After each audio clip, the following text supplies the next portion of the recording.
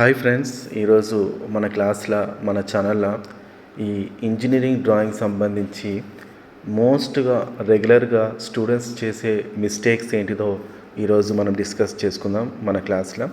కామన్గా students external exam అప్పుడు ఏం చేస్తారంటే హరిబరిలా చిన్న చిన్న మిస్టేక్స్ చేస్తారు. ఆ చిన్న చిన్న మిస్టేక్స్ వల్ల మీకు చాలా మార్క్స్ అనేది తగ్గే ఛాన్స్ ఉంటుంది. అదేదో ఇప్పుడు చూసుకుందాం. ఈ ఫస్ట్ మీకు డ్రాయింగ్ షీట్ ఇస్తారు.